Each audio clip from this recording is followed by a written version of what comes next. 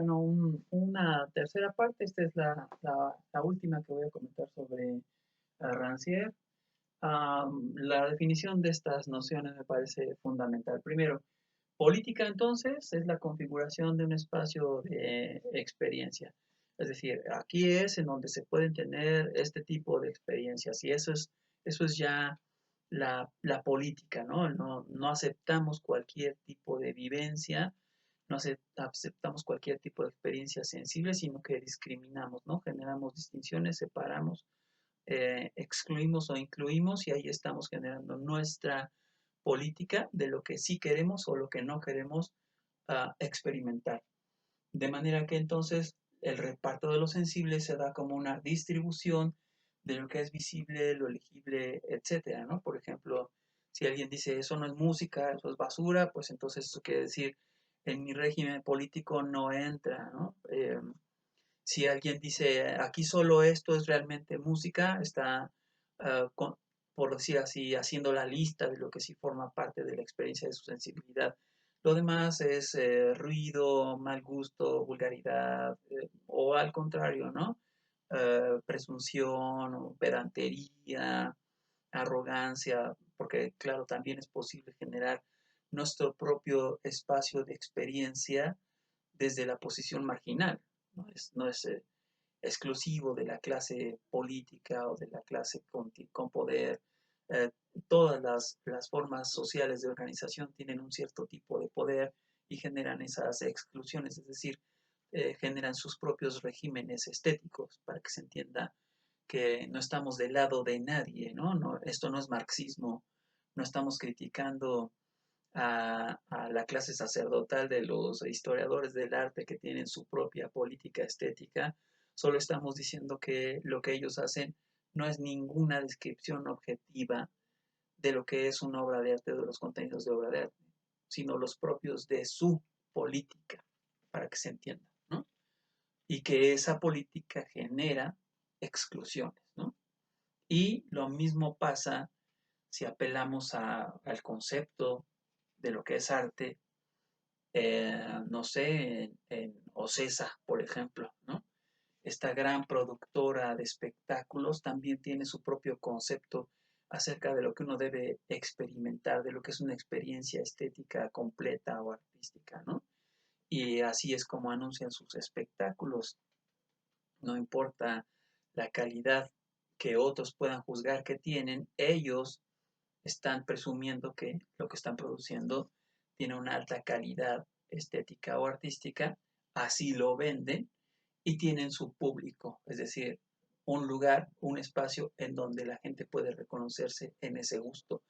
Por eso es que podemos presumir que hay una política y, no sé, las clases medias o las clases bajas, las clases marginadas también tienen sus propias uh, políticas estéticas, ¿no? Lo que sí se puede presentar o representar, lo que sí se concibe como música, lo que no se entiende como música, sino como ruido o profanación o vulgaridad, no sé.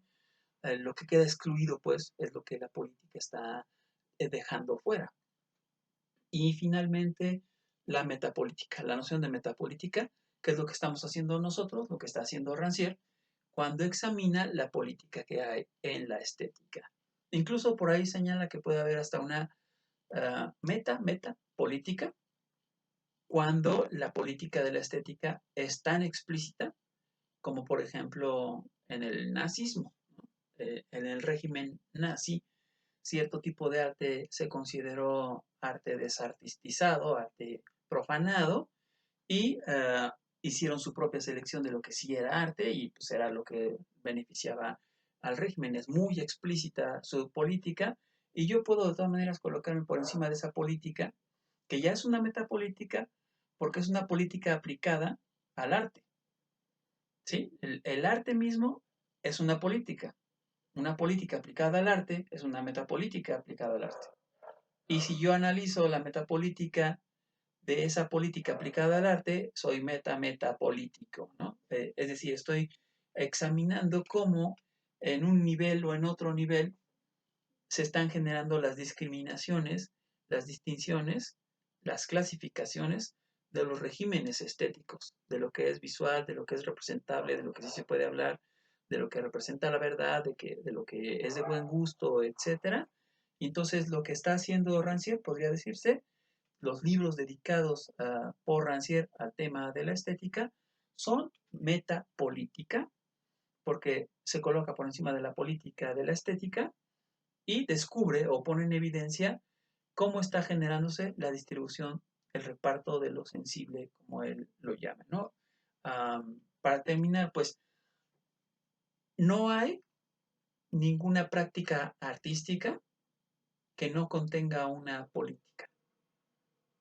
Siempre habrá un régimen de discriminación de lo que sí y lo que no es arte o bello o nuevo o original o lo que sea, el criterio que se emplee para discriminar, pero si algo aparece como arte es por la discriminación, ¿no? Es decir, es por la separación, por la distinción que implica una política y que tiene efectos, ¿no?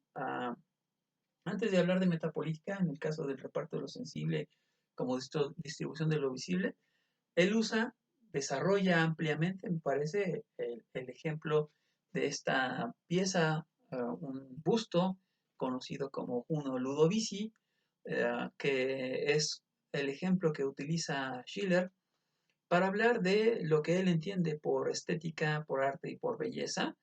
Entonces, dice Rancière, no se da cuenta eh, lo que está haciendo eh, Schiller al analizar la obra. Él cree que está descubriendo la verdad de la obra, lo que verdaderamente significa y contiene, pero en realidad está haciendo una política, ¿no?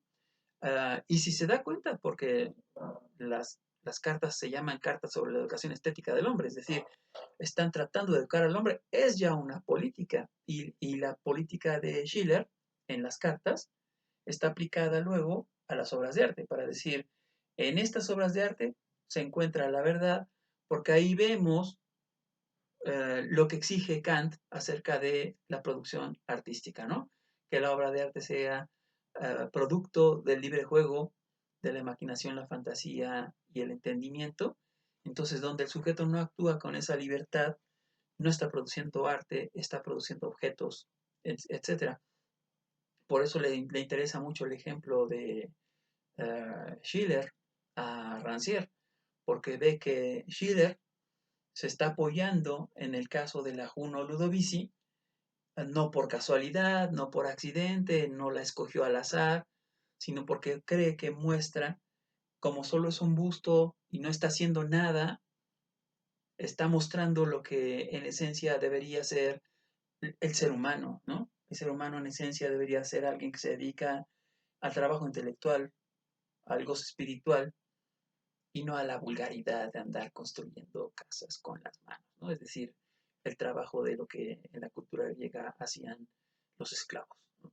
Entonces sí hay una política, no se da cuenta Schiller, pero está implicando que la gente vulgar no va a acceder nunca a la belleza y a la verdad si no se convierte primero en hombre libre, es decir, si no se vuelve un sujeto ilustrado, ¿no? No se da cuenta Schiller que está exigiendo que la ilustración llegue hasta la última persona en la cultura como único medio de liberación. Entonces el arte está cumpliendo una función política, ¿no?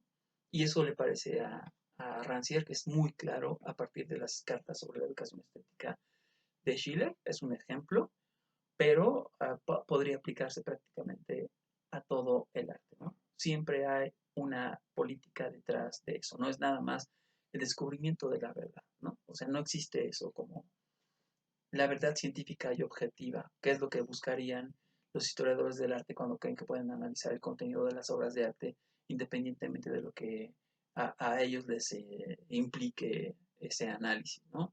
Rancière diría, esto es falso, por eso justamente la antiestética es un engaño, ¿no? La presunción de objetividad en la interpretación de las obras de arte es otra política y tiene otras implicaciones, ¿no? Entonces siempre hay política en el sentido de que siempre hay maneras de formar comunidad y que generan exclusión.